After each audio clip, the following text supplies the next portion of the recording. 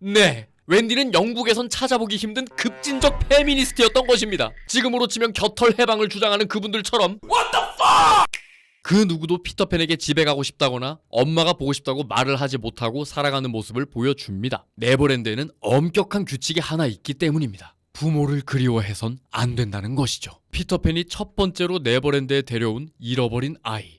내 이름은 제임스. 해적왕이 되고 싶은 남자다. 꺼져.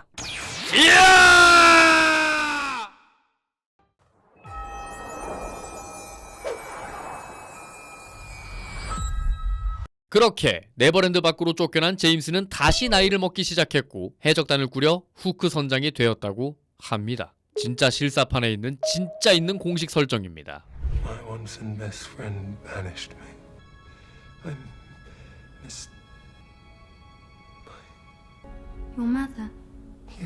my mother. Is it so terrible a thing?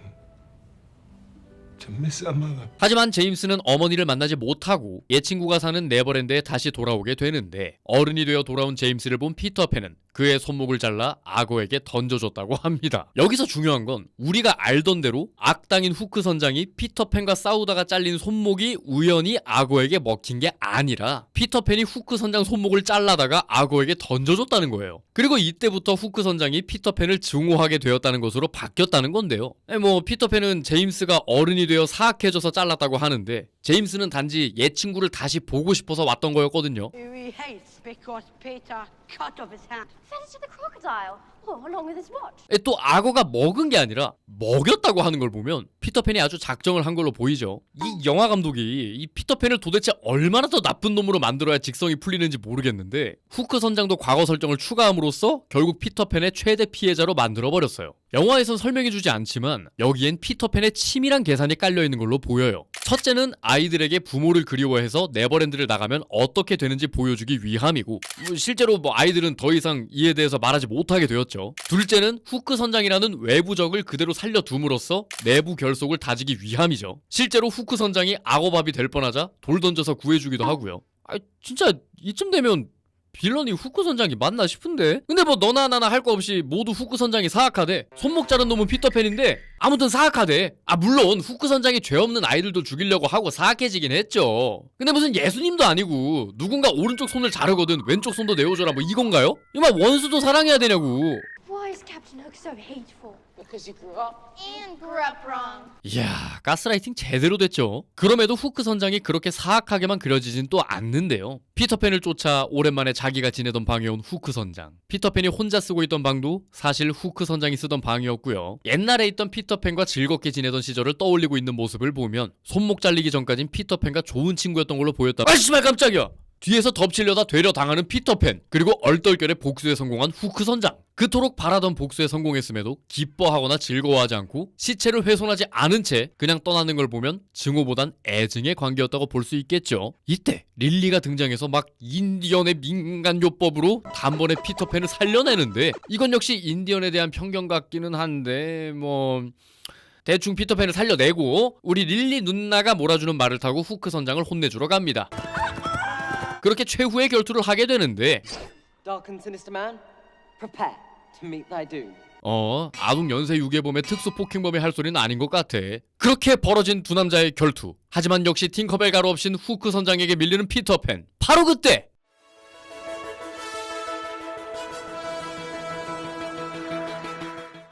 (20여) 명의 해적들이 칼싸움에 몰입해 있는 또 다른 해적선. 칼싸움이 한창 진행 중인 가판을 순간적으로 모두 꺼봤습니다. 씨발! 아이들을 위해서 동심을 열심히 지키고 있었는데 미치겠다. 순간적인 상황 변화를 받아들이지 못하고 곳곳에서 욕설과 함께 격한 반응이 터져나옵니다. 폭력 게임의 주인공처럼 난폭하게 변해버린 겁니다. 자신을 방해하는 방해물이 나타나든지 그런 경우에는 과다한 공격성이 일어나면서 그 충동을 억제하지 못하는 경향이 있습니다.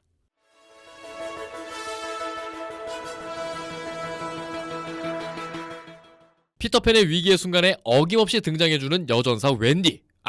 웬디 모이라 안젤라 달링! 덕분에 해적들과의 본격적인 싸움이 시작되는데요. 보면 해적들과의 싸움이 좀 아이들은 진짜 죽자고 덤비는데 해적들은 조카들하고 놀아주는 삼촌들 같달까? 하하하하, 곰은 내 거야. 이제 내 거야. 아, 내 곰 돌려줘요. Touch my brother! 하지만 스윗한 해적 삼촌들은 행여나 웬디가 다칠세라 절대 동시에 칼을 휘두르지 않죠. 마참네, 즐겁다. 팅커벨도 웬디의 뒤질세라 헥토파스칼 킥을 날려주고요. 인디언 여전사 타이거 릴리도 보고만 있지 않습니다. 한 번에 해적 2명쯤은 우습죠. 예리한 칼과 무시무시한 도끼까지 들었지만 도끼자루와 맨주먹만으로 해적을 제압해냅니다. 뭐 그렇게 삼촌과 조카와의 훈훈한 시간을 보내고 있는데 웬디가 갑자기 급발진해서 배를 뒤집어버립니다. 아니 야, 미리 애들한테 골든 파우더를 좀 뿌려주고 뒤집든가. 이거 뭐 지 혼자 날 수 있다고 존나 무책임한데? 그렇게 피터팬도 배에서 떨어지는 그 순간 어김없이 웬디가 받아서 구해주죠. 뭐 어쨌든 다시 날 수 있어진 피터팬은 후크 선장과 결전을 벌이는데 죽여라 어서. 미안해. 에? 왜? 내게 상처를 줬잖아. 난 못된 친구였어. 아니 이게 피터팬 이 새끼 이거 조금 전까지는 후크 선장도를 사악한 악당이라고 죽인다면서 죽자고 덤벼들다가 이러는 거거든요. 심지어 이 앞에도 죄책감을 느낀다던가 뭐 그런 연출이 하나도 없고 오히려 애들 앞에서 막 개망신 주고 괴롭혔단 말이에요. 보란듯이.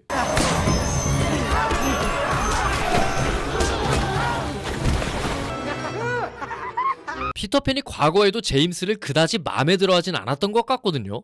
You've always been rotten, stinking rotten codfish. 근데 사과를 박아버리니까 이게 화해와 뭐 관계 회복 이런 느낌으로 다가오는 게 아니라 문동은에게 거짓으로 사과하는 박연진 같단 말이죠. 이 어이없고 당황스러워하는 표정 좀 보세요. 딱 문동은이랑 똑같잖아요. 한 가지 차이가 있다면 박연진은 안 미안함을 연기했다면 피터팬은 연기력이 딸려서 미안함을 표현하지 못했다는 거겠지만요. 근데 또 발연기가 오히려 이 가짜 미안함을 나타내는 데는 찰떡 같잖아요. 이 표정 봐봐. 진짜 이러고 바로 고데기 열 체크 들어갈 것 같아. 어쩌면 연기를 잘한 걸지도? 오히려 덧박친 후크 선장이 피터팬에게 칼을 휘두르는데 피터팬의 위기의 순간에 항상 등장하는 웬디. Captain, grow up. 여러분 잊지 마세요. 페미 영화는 상식으로 이해하려고 들면 안 돼요. 여기서는 웬디가 저렇게 말한 걸 보면 아직 후크 선장의 철이 덜 들어서 저런 거구나. 사춘기가 좀 늦게 왔구나. 그냥 이렇게 이해하고 넘어가시면 됩니다. 아무튼 갑자기 배가 기울면서 후크 선장이 바다에 빠지려고 하는데 Just think happy thoughts. 하늘을 날 수 있는 조건 중 하나였죠. 요정의 가루와 행복한 추억. Peter, I haven't got any. 그렇게 바다로 추락하는 후크 선장의 모습을 보여주는데 피터팬을 따라와 같이 살면서 행복했던 순간이 단 한 번도 없었다는 걸 보여주는 것 같아서 굉장히 짠해요. 솔직히 이 영화에서 제일 불쌍해. 친구라고 믿은 녀석에게 팔 잘려, 엄마도 없어졌어, 돌아갈 집도 없어졌어, 심지어 배까지 뺏겼어. 아휴. 그러고 슬픈 부금을 쫙 깔아주고 피터팬은 친구를 잃어 슬퍼하는 연기를 시도하는데요. 사실 날아가서 당장 건져주면 충분히 살릴 수 있거든요. 아직 후크 선장 안 죽었거든. 제임스는 내 친구였어. 제임스는 내 친구였어. 제임스는 우리도 내 친구였어. 친구잖아. 제임스는 내 친구였어. 우리는 제임스는 항상 내 친구였어. 네 편이야. 제임스는 내 친구였어. 피터팬 제임스는 최고! 내 친구였어. 우리는 제임스처럼 버리지 말아달라고 들리는 건 기분 탓일까요? 여기서도 피터팬이 연기를 못해서 안 슬퍼 보이니까 제임스가 밑에서 허우적거리고 있는 걸 다 알면서도 죽을 때까지 기다리려고 저러는 것 같아 보였어요. 더구나 앞에 전적을 생각해보면 충분히 그럴만한 새끼고 애들도 그렇게 생각하니까 피터팬에게 우린 친구지? 우린 네 편이야 막 이런 말 하는 것 같고요. 아니 전개가 그냥 존나 엉성한 건데 이게 이상한 데서 찰떡같이 들어맞으니까 막 진짜 사회 비판 막 가출 청소년 헬퍼 비판하는 것 같기도 하고 진짜 그런 의도가 숨겨져 있나 싶기도 하고 이 존나 혼란스럽다. 사실 이거 존나 치밀한 영화가 아니었을까요? 그리고 이때 비로소 웬디가 그 말을 합니다. Peter, don't you think it's time we get these lost boys home? 이 영화의 엔딩은 원작 애니와 많이 다른데요. 가장 눈에 띄는 부분이 잃어버린 아이들을 모두 웬디네 집으로 데려왔다는 점입니다. 애니 속 웬디 역시 아이들을 집으로 데려오려고 했다는 것까지는 같지만 네버랜드는 엄연히 웬디의 꿈속 세계이기 때문에 웬디가 잠에서 깨는 것으로 현실과 환상을 구분짓거든요. 사실 이번 영화도 굳이 애들을 집으로 데려오지 않고 짜잔! 이 모든 이야기는 웬디의 꿈이었습니다. 라고 해버렸다면 이 전개가 헐거워도 굳이 앞서 살펴본 대로 막 개연성을 따질 필요가 없었을 거예요. 꿈 이야기 하면서 뭐 개연성을 따지고 그러진 않으니까. 나 귀신 꿈 꿨어. 얘야, 태양의 공전 속도가 초속 22km/s인데 여기에 지구의 공전 속도 초속 29.76km/s와 자전 속도 시속 1300km까지 반영한 명확한 지평 좌표계를 어떻게 고정했는지 물어봤니? 엄마 사페야. 그럼에도 이 영화는 굳이 잃어버린 아이들 모두를 웬디네로 데려옵니다. 웬디는 왜 이런 선택을 했을까요? 네버랜드에서의 첫날 밤, 웬디는 아이들에게 니네 모두 사랑하는 어머니가 계시고 집에서 너희를 기다리고 계신다며 정말 개뜬금없는 소리를 늘어놓기 시작합니다. 심지어 피터팬에게도 너희 엄마 어디 계시는지 물어봅니다. 피터팬 꼴봤죠. 제임스 손목 잘라다가 기강 다져놨는데 오늘 처음 온 애가 분위기 파악 못하고 엄마 얘기하고 자빠져 있으니까요. 아니나 다를까 몇몇 아이들이 이에 동요해서 어머니가 그립다며 그간 억눌러왔던 말들을 하나씩 꺼내기 시작합니다. 웬디는 아주 작정을 한 거예요. 여기 가출팸의 가장 약한 고리를 건드려서 와해시켜버리겠다고 말이죠. 이를 눈치챈 피터팬은 불편한 기색을 감추지 못하고 자기 방에 들어가 버립니다. All you'd have left is growing up.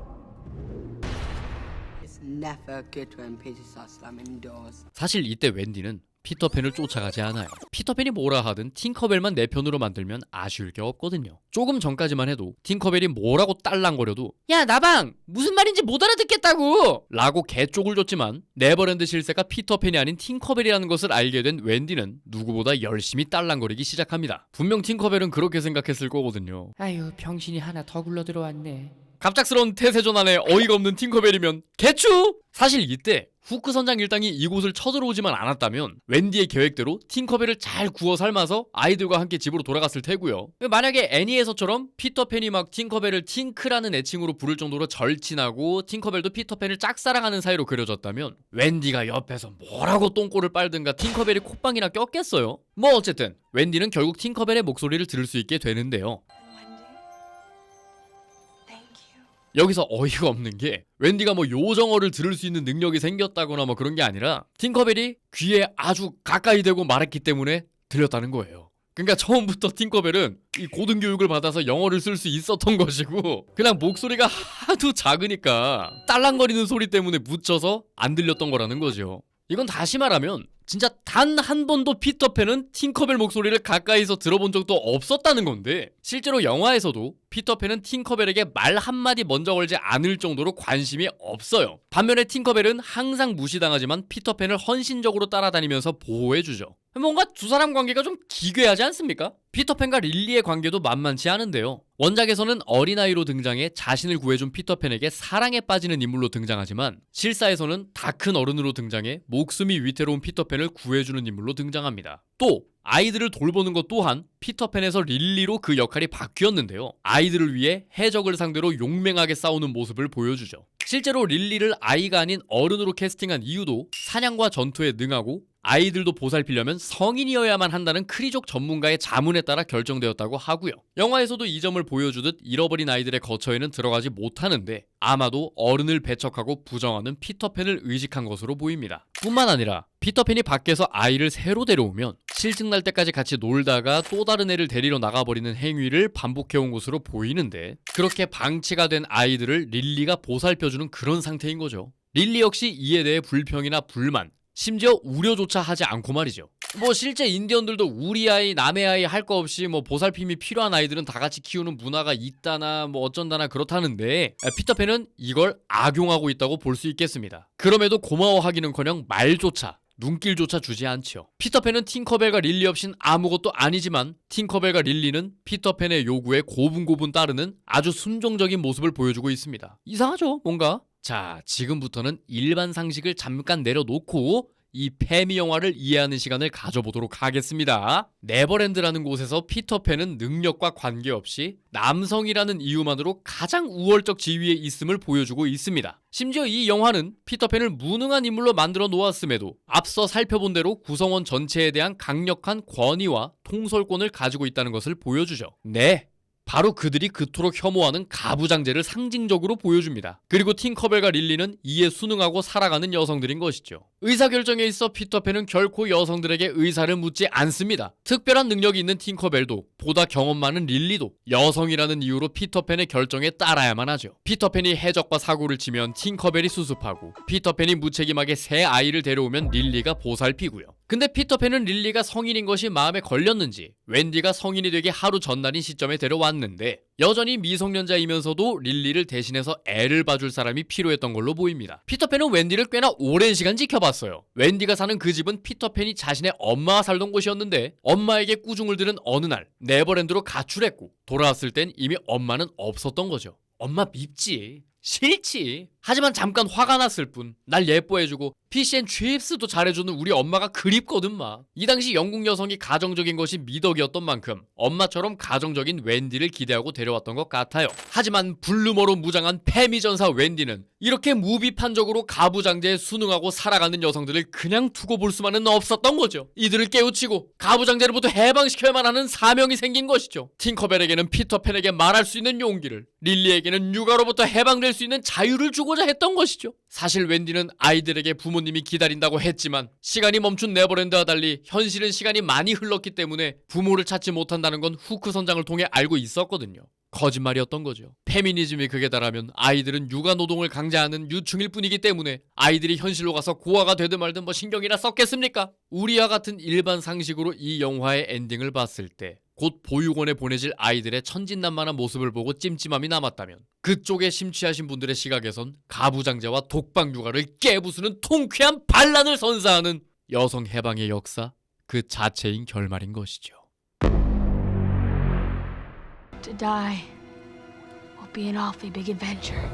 죽음도 정말 짜릿한 모험이 될 거야. 피터팬이 위기의 순간마다 하는 이 대사는 피터팬이 죽음까지도 모험으로 받아들일 정도로 그가 동심 그 자체인 것을 보여주는 대표적인 대사입니다. 죽음이라는 것이 아이들이 받아들이기에는 어둡고 어렵다고 판단한 디즈니가 애니메이션에선 해당 대사를 삭제했지만 이번 실사 영화를 제작하면서 다시 집어넣었는데 For to die Would be an awfully big adventure. 짜릿한 사후세계의 모험을 곧 떠날 피터팬이 저렇게 잔뜩 겁을 먹어 버리니 이 대사는 그저 피터팬의 동심이 아닌 허세를 보여주는 대사가 되어버렸는데요. 심지어 후크 선장의 칼에 베어 죽음을 앞둔 순간엔 I don't think I like this adventure.